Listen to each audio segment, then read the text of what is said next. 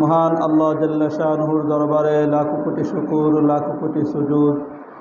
যে মহান আল্লাহ তাআলা আমাদেরকে জুমার নামাজ আদায় করার জন্য আল্লাহ তাআলার ঘর মসজিদের মাঝে আল্লাহ তাআলা আমাদেরকে আসার তৌফিক দান করেছেন। সেজন্য সে মহান আল্লাহ তাআলার দরবারে দিল থেকে কালিমাতুশ শুকর আদায় করি। সকলে বলি আলহামদুলিল্লাহ।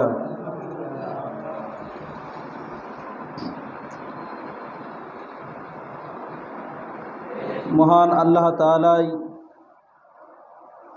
আমাকে আপনাকে আল্লাহ তাআলাই সৃষ্টি করেছেন। আল্লাহ তাআলা যুগে যুগে নবীদেরকে আল্লাহ তাআলা পাঠিয়েছেন। সর্বশেষ নবী ইমামুল মুরসালিন খাতামুন নবিয়্যিন মুহাম্মদ মুস্তাফা সাল্লাল্লাহু আলাইহি ওয়াসাল্লামকে আল্লাহ তাআলা দুনিয়ার মাঝে পাঠান।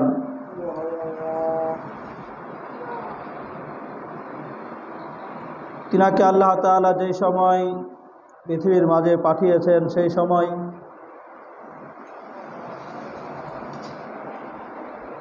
অন্ধকারাচ্ছন্ন ছিল। জাহিলিয়াতের অন্ধকার এর মাঝে মানুষ নিমজ্জিত ছিল। রাসূলুল্লাহ সাল্লাল্লাহু আলাইহি ওয়াসাল্লাম এসে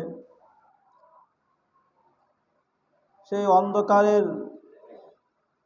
মাঝে নিমজ্জিত মানুষগুলাকে আল্লাহ তাআলার রাসূল সাল্লাল্লাহু আলাইহি ওয়াসাল্লাম তাদেরকে সেই অন্ধকারের থেকে আলোর দিকে নিয়ে আসেন। তাদেরকে কোরআন সুন্নাহর কোরআন সুন্নাহর ছায়াতলে তাদেরকে নিয়ে আসেন। মুসলমানের ইসলামের মানবতা, মুসলমানের সুন্দর আচরণ, মুসলমানদের সুন্দর লেনদেন,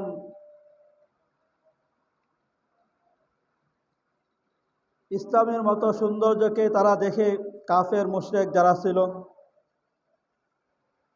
তারাও সেই ইসলামের সুশীতল ছায়াতলের মাঝে তারা আসে।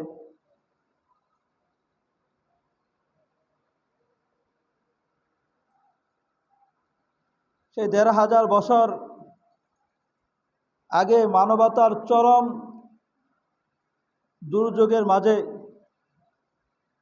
পৃথিবী নিমজ্জিত ছিল। সেই মানবতার দুর্যোগ থেকে মানুষকে রাসূলুল্লাহ সাল্লাল্লাহু আলাইহি ওয়াসাল্লাম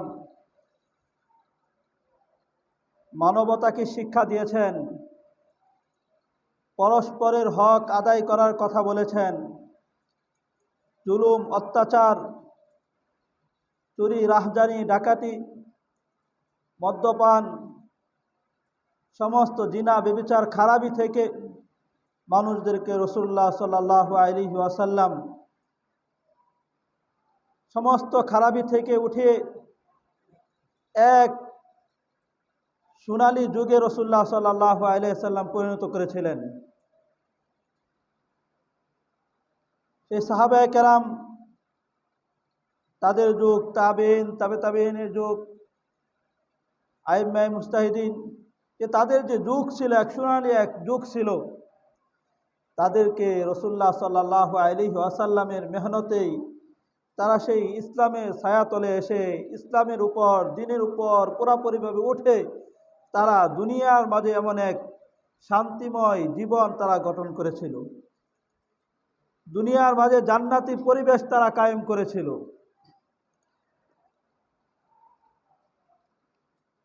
যাতে করে প্রত্যেকেই প্রত্যেকের হকগুলাকে আদায় করে সেই ব্যাপারে রাসূলুল্লাহ সাল্লাল্লাহু আলাইহি ওয়াসাল্লাম জোর তাকিদ দিয়েছিলেন। মানুষের মাঝে দুই শ্রেণীর মানুষ আছে। এক শ্রেণীর মানুষ, তার কাছে টাকা পয়সা অর্থকড়ি আছে,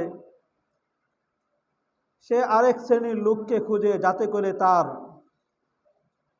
টাকা পয়সার মাধ্যমে তার যে কাজগুলা আছে সেই সমস্ত কাজগুলাকে সে করিয়ে নিতে পারে অন্যের মাধ্যমে, পারিশ্রমিকের মাধ্যমে। আরেক শ্রেণীর মানুষ আছে, তার কাছে টাকা পয়সা অর্থকড়ি নাই, সে একজন যে ঠেকার মাঝে আছে, তার কাজের প্রয়োজন, কাজ করার মতো লোক পাচ্ছে না। ওই যার টাকা নাই সে কি করে, যার টাকা আছে তার কাছ থেকে সে তার শ্রম দিয়ে সে তার কাছ থেকে সে পারিশ্রমিক নেই। এই দুই শ্রেণীর মানুষই আছে, দুইজনই একজন আরেকজনের প্রতি ঠেকা, একজন আরেকজনের প্রতি মুখাপেক্ষী। কিন্তু আমাদের সমাজের মাঝে যারা শ্রমিক, যারা পরিশ্রম দেয়, তাদেরকে অবহেলার দৃষ্টিতেই দেখা হয়। কিন্তু যেরকমভাবে শ্রমিক যে মালিকের মুখাপেক্ষী, ঠিক তদ্রূপভাবে মালিকও শ্রমিকেরই মুখাপেক্ষী। তাই রাসূলুল্লাহ সাল্লাল্লাহু আলাইহি ওয়াসাল্লাম যাতে করে শ্রমিক যাদেরকে অবহেলার দৃষ্টিতে দেখা হয়, নিম্ন দৃষ্টিতে দেখা হয়, তাদের ব্যাপারে রাসূলুল্লাহ সাল্লাল্লাহু আলাইহি ওয়াসাল্লাম আমাদেরকে সতর্ক করেছেন। আমরা যাতে করে তাদের প্রতি, তাদের সাথে ভালো আচরণ করি, তাদেরকে ভালো দৃষ্টিতে দেখি, যাতে করে তাদের পারিশ্রমিকগুলা পুরাপুরিভাবে বুঝিয়ে দেই, আদায় করে দেই। এগুলার ব্যাপারে রাসূলুল্লাহ সাল্লাল্লাহু আলাইহি ওয়াসাল্লাম আমাদেরকে সতর্ক করেছেন।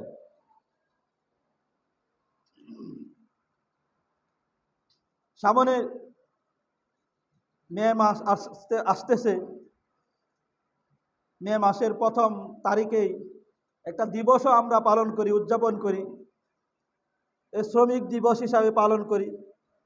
যে সেই সময় দেখা যায় দেশের যে প্রধান আছে সরকার, সেও শ্রমিকদের ব্যাপারে সে কি করে, জোর গলায় কথা বলে, তাদের হক আদায়ের কথা বলে। রাষ্ট্রপতি সেও কি বলে, কথা বলে। মন্ত্রী যারা আছে তারাও কথা বলে। সকলের কথা কেমন যেন ওই দিবসের মাঝেই, ওই দিবসকে কেন্দ্র করেই বলা হয়। আর ওই দিবসের মাঝেই তাদের যে কথাগুলা ক্ষান্ত থাকে, আবদ্ধ থাকে। সারা বৎসর যে সেই শ্রমিক যারা আছে তাদের ন্যায্য হক যে আদায় করতে হবে, সেই ব্যাপারে কেউ যত্নবান হয় না, সেই ব্যাপারে কেউ সতর্ক থাকে না। অথচ তো উচিত ছিল সারা বৎসর শুধু একদিনই দিবস কেন্দ্রিক নয়,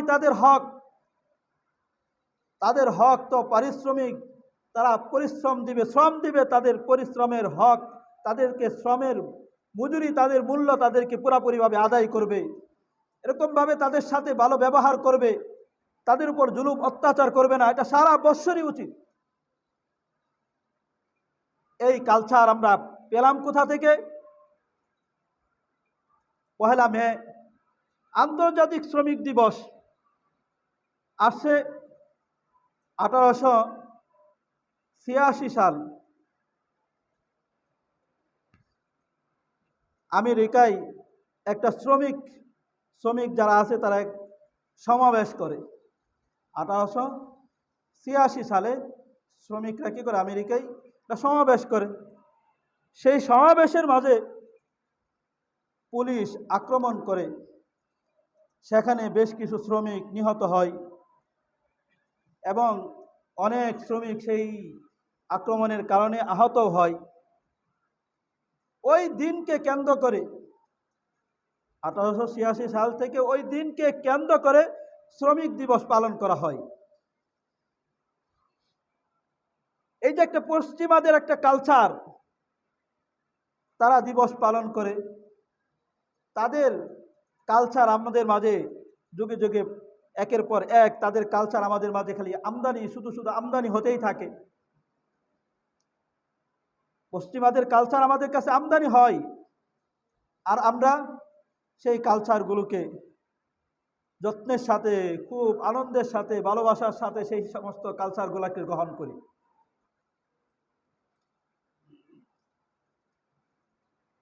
কিন্তু তাদের সমস্ত কালচারগুলোর মাঝেই যে কালচারগুলো আছে সেগুলোর মাঝে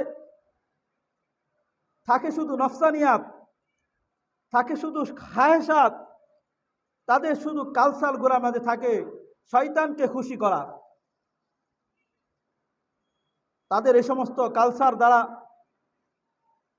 গ্রহণ করে এই জিনিস কখনো পাওয়া যাবে না যে আল্লাহ তাআলা সন্তুষ্টি অর্জন করা, রাসূলুল্লাহ সাল্লাল্লাহু আলাইহি ওয়াসাল্লামের সন্তুষ্টি অর্জন করা কোথাও পাওয়া যাবে না। শুধু পাওয়া যায় তাদের কালচারের মাঝে নিজের নফসানিয়াত, নিজের খাহেসাত, মনের খুশি, মনের আনন্দ, শয়তানকে খুশি করা, এগুলাই পাওয়া যাবে। যে তাদের থেকে সেই কালচার আমাদের কাছে এসেছে, সেই আন্তর্জাতিক শ্রমিক দিবস আমাদের কাছে এসেছে, আমরাও সেই দিবসকে পালন করি। কিন্তু শ্রমিকের যে হক ছিল সেটা তো শুধু ওই দিবস কেন্দ্রিক নয়। শুধু দিবসের মাঝেই সজোরে ঘোষণা করলাম, আর সারা বছর কোনো সময় সেই শ্রমিকদের হকের ব্যাপারে কোনো কথা নাই। আর সেই শ্রমিকরা তাদের ন্যায্য মজুরির জন্য, তাদের শ্রমের পারিশ্রমিকের জন্য কি করতে হয়? হয় আন্দোলন করতে হইতেছে, মিছিল করতে হইতেছে। তার শ্রমের পারিশ্রমিকের মূল্য সে পাওয়ার জন্য হয় কোনো সময় নিজেকে লাশ হয়ে বাড়িতে ফিরতে হইতেছে, হয় কোনো সময় নিজের ভাই বেরাদর তারা লাশ হয়ে বাড়িতে ফিরছে, অন্য ভাইয়ের লাশ চোখের সামনে দেখতে হচ্ছে। কারণ একটাই, যদি আমি আর আপনি রাসূলুল্লাহ সাল্লাল্লাহু আলাইহি ওয়াসাল্লামের শিক্ষার উপর উঠতাম, রাসূলুল্লাহ সাল্লাল্লাহু আলাইহি ওয়াসাল্লাম শ্রমিকদের ব্যাপারে আমাদেরকে যে সতর্ক করে দিয়ে গিয়েছেন, সেই ব্যাপারে যদি আমি আর আপনি সতর্ক হতাম, তাহলে আজ আমাদের মাঝে সেই শ্রমিকদের তার পারিশ্রমিকের জন্য লাশ হতে হতো না, তার অন্য ভাইয়ের লাশ চোখের সামনে দেখতে হতো না, লাশকে কাঁধে নিয়ে মিছিল করতে হতো না। কারণ একটাই, আমরা ওই পশ্চিমাদের কালচারকে ধারণ করেছি, আর ধারণ করে ওই শ্রমিকদের হককে শুধু ওই দিবস কেন্দ্রিকে আমরা আবদ্ধ করে ফেলেছি। অথচ রাসূলুল্লাহ সাল্লাল্লাহু আলাইহি ওয়াসাল্লাম আমাদেরকে সেই শ্রমিকদের হক আদায় করার ব্যাপারে আমাদেরকে শিখিয়েছেন। রাসূল শিখিয়েছেন। রাসূল সাল্লাল্লাহু আলাইহি ওয়াসাল্লামের হাদিসের মধ্যে এসেছে, সহিহ বুখারীর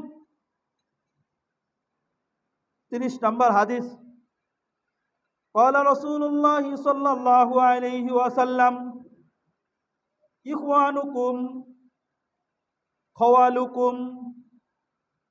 রাসূল সাল্লাল্লাহু আলাইহি ওয়াসাল্লাম বলেন, তোমাদের সেবকরা, তোমাদের খাদেমরা তোমাদের ভাই, ইখওয়ানুকুম, এরা তোমাদের ভাই। জাআলাহুমুল্লাহু তাহতা আইদিকুম, আল্লাহ তাআলা তোমাদের অধীনে করেছেন, আল্লাহ তাআলা তোমাদের অধীনে তাদেরকে দিয়েছেন। ফামান কানা আখুহু তাহতা ইয়াদিহি, কারো অধীনে কোনো ভাই থাকলে, কারো অধীনে কোনো শ্রমিক থাকলে, ভাই থাকলে, ফালইউতইমহু মিম্মা ইয়াকুল, ফালইউতইমহু মিম্মা ইয়াকুলু, তাহলে কি করবে? সে যা খাবে সে যেন তার ওই খাদেমকে, ওই শ্রমিককে সে যেন তাই খাওয়ায়। ওয়াল ইলবিসু মিম্মা ইয়ালবাসু, ওয়াল ইলবিসু মিম্মা ইয়ালবাসু, সে যা পরিধান করবে তার সেবককে সে যেন তাই পরিধান করা। ওয়ালা নুকাল্লিফুহুম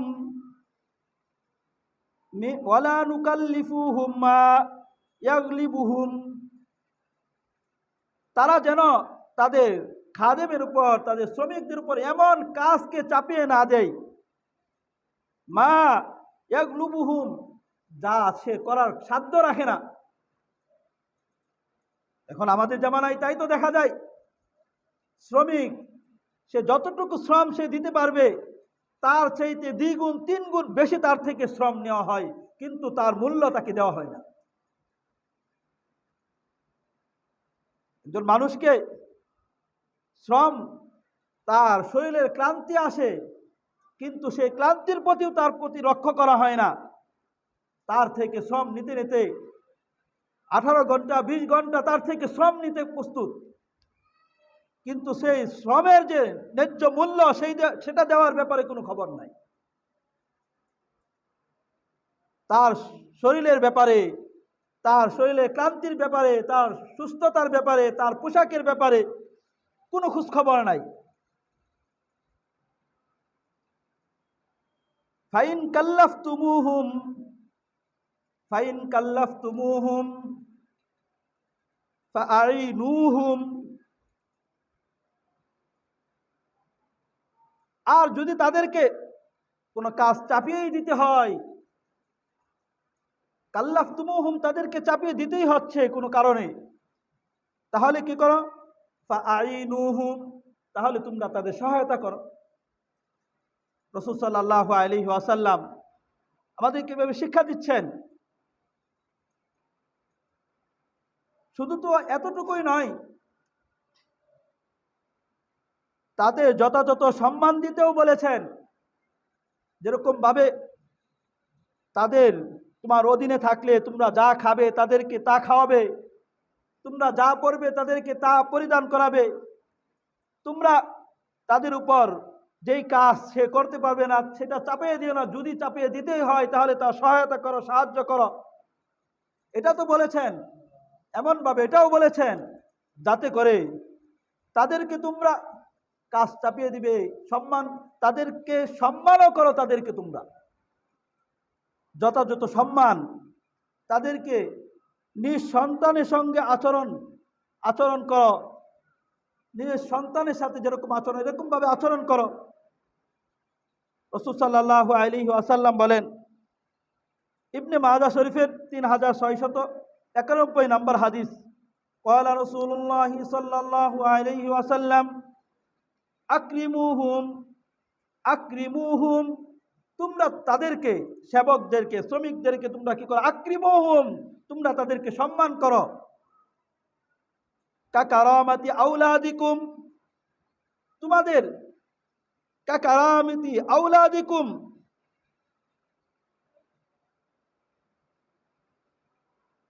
তোমাদের যে সন্তানাদি আছে তাদের মতো তাদেরকে এরকম ভাবে সম্মান করো, তাদেরকে সন্তানদের মতো মর্যাদা দাও, সম্মান দাও।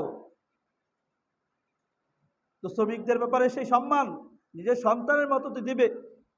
তাদের কাছ থেকে কাজ নেওয়ার জন্য, তাদের থেকে শ্রম বেশি নেওয়ার জন্য তাদের সাথে যত খারাপ আচরণ করা যায়, তাদের সাথে নিজের জবানকে যত খারাপ, নিজের মুখ দ্বারা যত খারাপ ভাষা ব্যবহার করা যায় তত খারাপ ভাষা ব্যবহার করে, এমনকি খারাপ কথাবার্তা তো আছেই, এমনকি গায়ে হাত পর্যন্ত উঠায় শ্রম বেশি নেওয়ার জন্য। তত রাসূল সাল্লাল্লাহু আলাইহি ওয়াসাল্লাম, আমরা মুসলমান, আমরা রাসূল সাল্লাল্লাহু আলাইহি ওয়াসাল্লামের আদর্শ আমাদের সামনে আছে, আমরা রাসূলকে নিজেদের মডেল আমরা মানি, রাসূলের আদর্শ আমরা ফলো করি, কিন্তু রাসূল সাল্লাল্লাহু আলাইহি ওয়াসাল্লাম আমাদেরকে যে শিক্ষা দিয়েছেন সেই শিক্ষাগুলো গ্রহণ করতে আমরা রাজি হই না। রাসূল সাল্লাল্লাহু আলাইহি ওয়াসাল্লাম বলেছেন যে আকরিমুহুম, তোমরা তাদেরকে সম্মান করো, কাকারামাতি আওলাদিকুম, তোমাদের সন্তানদের মতো তাদেরকে কি করো? সম্মান দাও। ওয়া আতইমুহুম মিম্মা তাকুলুন, তোমরা তাদেরকে খাওয়াও, যা তোমরা খাও তাদেরকে তাই খাওয়াও।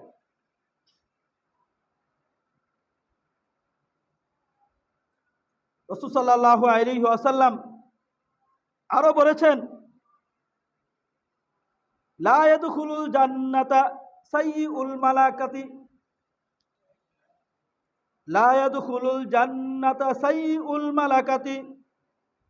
রাসূল সাল্লাল্লাহু আলাইহি ওয়াসাল্লাম বলেন, রূঢ় স্বভাবের মানুষ, কঠোর স্বভাবের মানুষ যারা আছে তাদের ব্যাপারে রাসূল সাল্লাল্লাহু আলাইহি ওয়াসাল্লাম বলেন তারা জান্নাতে প্রবেশ করবে না। বলেন না নাউজুবিল্লাহ। মানুষের সাথে খারাপ ব্যবহার, মানুষের সাথে কঠিন ব্যবহার করা, আচরণ, এই সমস্ত রূঢ় স্বভাবের লোক যারা আছে তাদের ব্যাপারে বলেন তারা জান্নাতের মাঝে প্রবেশ করবে না। লা ইয়াদখুলুল জান্নাতা সাইয়্যুল মালাকাতি, এই সমস্ত রূঢ় স্বভাবের লোক তারা জান্নাতের মাঝে যাবে না।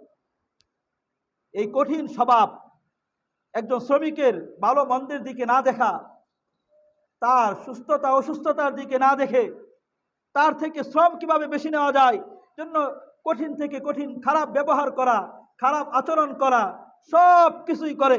এমন তো দেখা যায় কিছু প্রতিষ্ঠানগুলোর মধ্যে এমন কিছু লুকিয়ে রেখে রাখে, তাদের কামই হলো মানুষদের উপর কিভাবে টর্চার করা যায়, তাদের থেকে টর্চার করে কিভাবে তাদের থেকে কাজ বেশি নেওয়া যায়, তাদের কাজই এটা।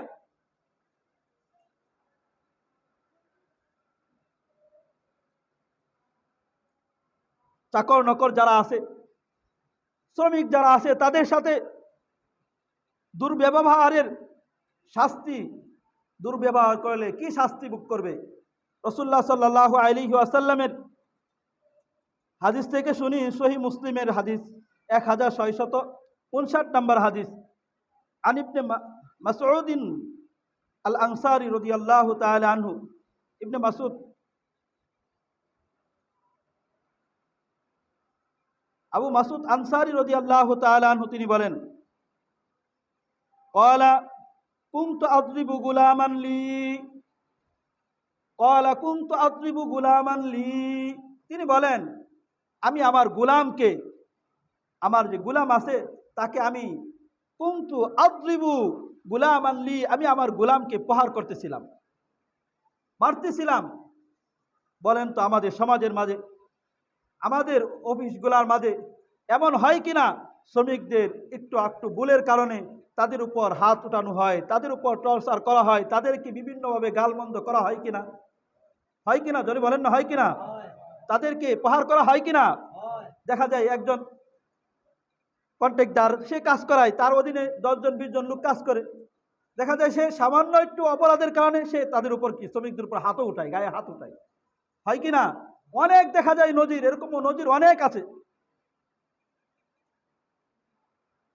আবু মাসউদ রাদিয়াল্লাহু তাআলা আনহু তিনি বলেন কুনতু আযরিবু গুলামান লি, আমি আমার গোলামকে প্রহার করতেছিলাম। ফাসামিআতু মিন খালফি সাওতান, আমি প্রহার করতেছিলাম, আমি আমার পিছন থেকে একটা আওয়াজ শুনলাম। কি আওয়াজ? ইয়ালাম আবা মাসউদিন, হে আবু মাসউদ তুমি শোনো, তুমি জানো, লিল্লাহি আকদারু আলাইকা মিনকা আলাই, লিল্লাহি আকদারু আলাইকা মিনকা আলাই, তোমার তার উপর যে ক্ষমতা আছে, তোমার ক্ষমতা থাকার কারণে তুমি তাকে প্রহার করছো, তোমার তার উপর যে ক্ষমতা আছে তার চাইও বেশি তোমার উপর আল্লাহ তাআলার ক্ষমতা আছে। আমি আর আপনি আমার শ্রমিকের সাথে আমি খারাপ ব্যবহার করি, এটা আমার জেহেনে রাখতে হবে, আমার তার উপর ক্ষমতা আছে এই কারণে আমি তার সাথে খারাপ ব্যবহার করছি, কিন্তু আমার তার উপর যে ক্ষমতা আছে তার চাইতে আল্লাহ তাআলার আমার উপর আল্লাহ তাআলার বেশি ক্ষমতা আছে। আছে কি নাই? যদি বলেন আছে কি নাই? আল্লাহ তাআলার, আমাদের উপর আল্লাহ তাআলার ক্ষমতা আছে কি নাই? বলেন না আছে কি নাই? সবচেয়ে ক্ষমতাধর কে? আল্লাহ। সমস্ত কিছুর উপর ক্ষমতা রাখেন কে? যদি বলেন না কে ক্ষমতা রাখেন? আমার আর আপনার উপর ক্ষমতা রাখেন কে? আমার আর আপনার শ্রমিকের উপর যে ক্ষমতা আছে তার চাইতেও বেশি ক্ষমতা রাখেন কে? আল্লাহ তাআলা রাখেন। রাসূল সাল্লাল্লাহু আলাইহি ওয়াসাল্লাম বললেন যে তোমার উপর তোমার যে তার উপর যে ক্ষমতা আছে তার চাইতেও আল্লাহ তাআলার ক্ষমতা তোমার উপর বেশি আছে। তখন ওই সাহাবী এই আওয়াজ শুনলেন, পিছন থেকে একটা আওয়াজ শুনলেন আর এই কথাটা শুনলেন, তখন তিনি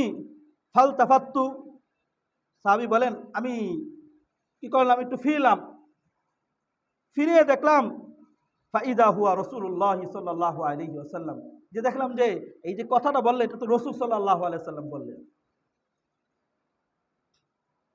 ফাকুলতু, তখন আমি বললাম, ইয়া রাসূলুল্লাহ হুয়া হুররুন লিওয়াজহিল্লাহ, আমি তো তাকে তার সাথে খারাপ ব্যবহার করার কারণে আমি তাকে প্রহার করেছি, মারছি, মারধর করেছি, এই জন্য আমি তাকে কি করলাম, হে আল্লাহ রাসূল আমি তাকে আজাদ করে দিলাম।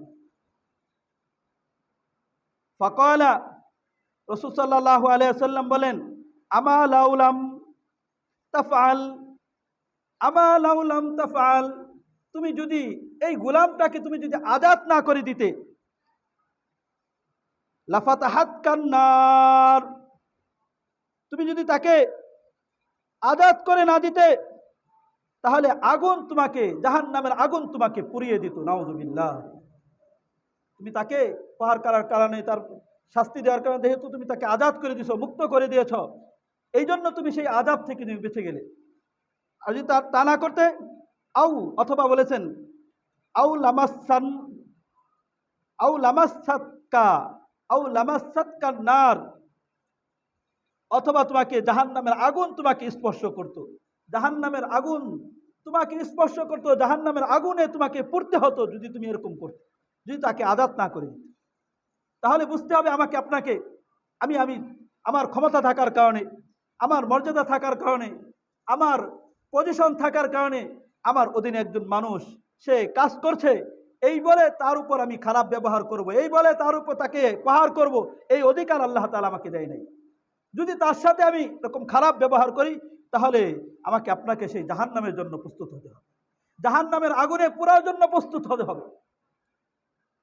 আল্লাহ তাআলা আমাদের সকলকেই বুঝার এবং আমল করার তৌফিক দান করে, সকলে বলি আমিন।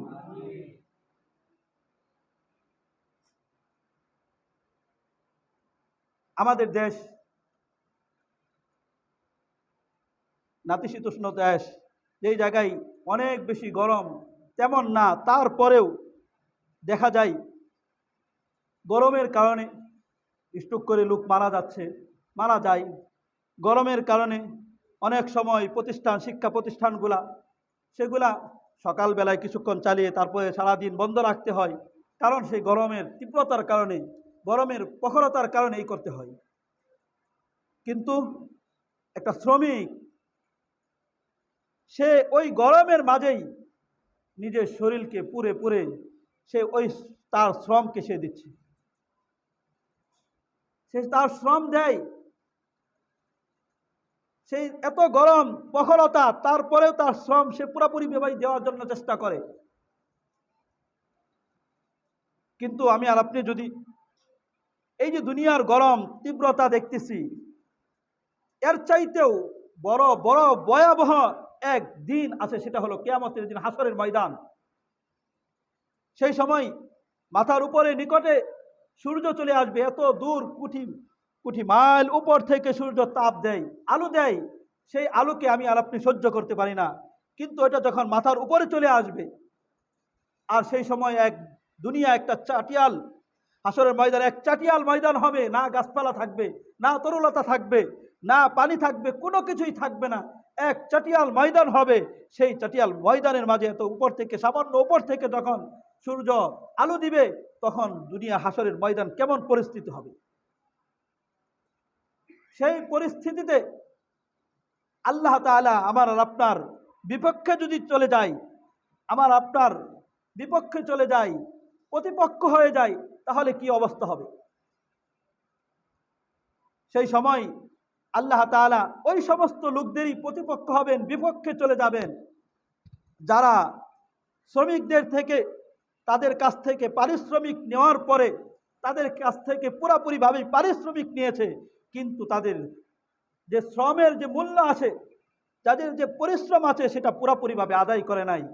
তাদের যারা পুরোপুরিভাবে আদায় করে নাই, তাদের বিপক্ষে, তাদের প্রতিপক্ষ হবেন আল্লাহ তাআলা। কে হবেন? তাদের বিপক্ষে কে দাঁড়াবেন? জোরে বলেন না, কে দাঁড়াবেন? কে দাঁড়াবেন? আল্লাহ। আমার আপনার বিপক্ষে যদি আল্লাহ তাআলা চলে যায়, আল্লাহ তাআলা যদি আমার আপনার বিপক্ষে চলে যায়, তাহলে সেই সময় জাহান্নামের আগুন থেকে বাঁচা আল্লাহ তাআলার রহমতের আশা করা যায়? যদি বলেন আশা করা যায়? আশা করা যায় না। রাসূলুল্লাহ সাল্লাল্লাহু আলাইহি ওয়াসাল্লামের হাদিসের মধ্যে আসে, সহিহ বুখারীর 2227 নম্বর হাদিস। সেই হাদিসের মধ্যে রাসূলুল্লাহ সাল্লাল্লাহু আলাইহি ওয়াসাল্লাম বলেন, ওই সমস্ত লোকদেরই বিপক্ষে চলে যাবেন যারা শ্রমিকদের কাছ থেকে পুরোপুরিভাবে শ্রম নেয় কিন্তু তাদের পারিশ্রমিক পুরোপুরিভাবে আদায় করে না। রাসূল সাল্লাল্লাহু আলাইহি ওয়াসাল্লাম বলেন, ক্বালা রাসূলুল্লাহ সাল্লাল্লাহু আলাইহি ওয়াসাল্লাম রাজুলুন ইস্তাআজারা আজিরান, রাজুলুন ইস্তাআজারা আজিরান, এমন ব্যক্তি যেই লোকের বিপক্ষে আল্লাহ তাআলা হবেন ওটা হলো এমন ব্যক্তি যে শ্রমিকদের কাছ থেকে আজিরান পুরোপুরিভাবে সে শ্রম নেয়। শ্রম নিতে একটু কোনো কমতি করে না। 8 ঘন্টার জায়গায় 10 ঘন্টা খাটায়, 10 ঘন্টার জায়গায় 12 ঘন্টা খাটায়। তার ছুটির দিনগুলো পর্যন্ত তাকে শ্রম নিতে কি করে না, কমতি করে না, পুরোপুরিভাবে তার কাছ থেকে শ্রম নেই। কিন্তু ফাস্তাওফাউ মিনহু, তার থেকে পুরোপুরিভাবে শ্রম নেওয়ার পরে ওয়ালাম ইউতিহি আজরাহু, তার যে শ্রম আছে, তার যে পারিশ্রমিক আছে ওইটা কি করে না, দেয় না। ওটা নিয়ে টালবাহানা, ওইটার জন্য বিভিন্ন কিছু যত টালবাহানা আছে, তার শ্রম দেওয়ার পরে, তার শ্রমের মূল্য দেওয়ার ব্যাপারে তত টালবাহানাই করে। অনেক এরকম আছে মাসকে মাস তার যে শ্রমের যে মূল্য আছে ওটা আটকে রাখে। এখন ওই শ্রমের মূল্য আদায় করার জন্য শ্রমিকরা কি করে, তারা মিটিং করতে হয়। এই জন্য তাদের অনেক সময় নিজের জানকে বিলিয়ে দিতে হয়, অনেক সময় নিজের ভাই বেরাদর তাদের লাশে দেখতে হয়, তাদের শরীর থেকে রক্ত জরা দেখতে হয়, নিজের মা বোনদের আছে তাদের থেকে শরীর থেকে রক্ত জরা দেখতে হয়। কারণ একটাই, ওই যে শ্রম নেওয়ার সময় তো পুরোপুরিভাবে শ্রম নিয়েছে কিন্তু শ্রমের মূল্য দেওয়ার সময় পুরোপুরিভাবে শ্রমের মূল্য দিতে প্রস্তুত হয় না। তাদেরকেই বলতে চাই, শ্রম নেওয়ার সময় যেরকম ভাবে পুরোপুরিভাবে নেন, ঠিক তদ্রূপভাবে তাদের শ্রমের মূল্যটাও পুরোপুরিভাবে আদায় করে দেন। আদায় করে যদি না দেন, কাল কিয়ামতের ময়দানে আল্লাহ তাআলা তাদের প্রতিপক্ষ হবে, আল্লাহ তাআলা তাদের বিপক্ষ হবে। রাসূল সাল্লাল্লাহু আলাইহি ওয়াসাল্লামের হাদিসের মধ্যে আছে শ্রমের মূল্য কিভাবে আদায় করবে। রাসূল সাল্লাল্লাহু আলাইহি ওয়াসাল্লাম আমাদেরকে শিক্ষা দিয়েছেন। ইবনে মাজাহ শরীফের মধ্যে এসেছে 2443 নম্বর হাদিস। ক্বালা রাসূলুল্লাহ সাল্লাল্লাহু আলাইহি ওয়াসাল্লাম আতুল আজিরা আজরাহু, শ্রমিকের পারিশ্রমিককে তোমরা আদায় করো।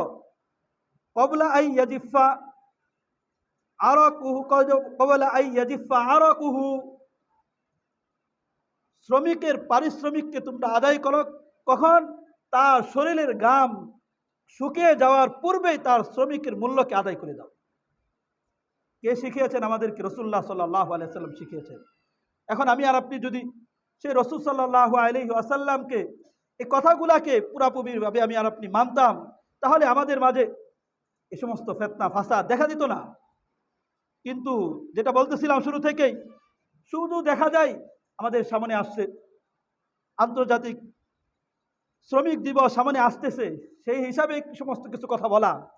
আন্তর্জাতিক শ্রমিক দিবস আসতেছে, সেই সময় দেখা যায় যারা উচ্চ পর্যায়ের আছে, দেশের সরকার থেকে শুরু করে মন্ত্রী থেকে শুরু করে সমস্ত পর্যায়ের লোকেরাই সকলেই এই দিনের মাঝে বিভিন্ন অনুষ্ঠান করে, বিভিন্নভাবে শ্রমিকদের পক্ষে কথা বলে, শ্রমিকদের ন্যায়ের পক্ষে কথা বলে, শ্রমিকদের পারিশ্রমিক দেওয়ার ব্যাপারে খুব সুন্দরভাবে জোরালো বক্তব্য দেয়।